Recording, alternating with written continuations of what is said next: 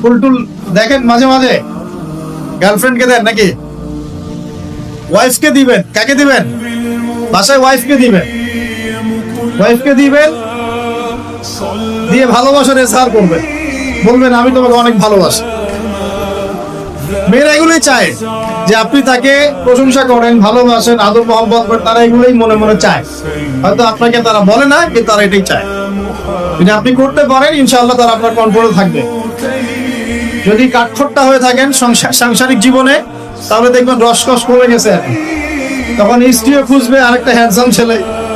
হ্যাঁ, ফোনে, ওই কলিগের ওখানে, ব্যাংকে, অন্য জায়গায়। এখন তো ফ্রি মিক্সিং এর যুগ। বাসায় স্বামী থাকবে, বাইরে একটা ছেলে প্রেম হবে।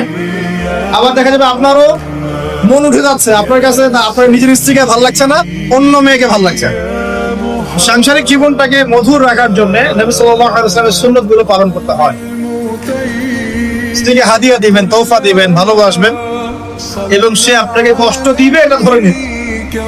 সে আপনাকে সারা জীবন কষ্ট দিবে এটা আপনি মাথায় সেট করে নেবেন।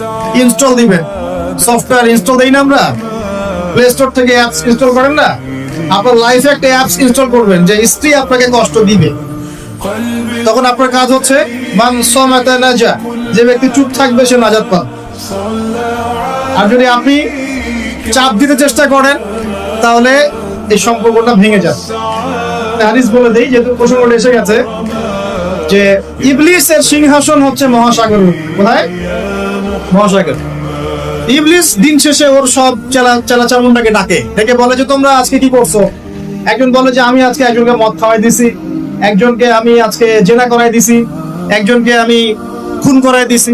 ইবলিস বলে যে আসলে কিছুই করো নাই। তো একজন এসে বলে যে আমি আজকে অমুক পরিবারের মধ্যে স্বামী স্ত্রী মাঝখানে বিচ্ছেদ ঘটাই দিছি। তখন ইবলিস তাকে কাছে ডেকে নিয়ে আসে, নিয়ে এসে মেডেল পরায় দেয়, গোল্ড মেডেল দিয়ে বলে হ্যাঁ তুমি একটা কাজের কাজ করছো।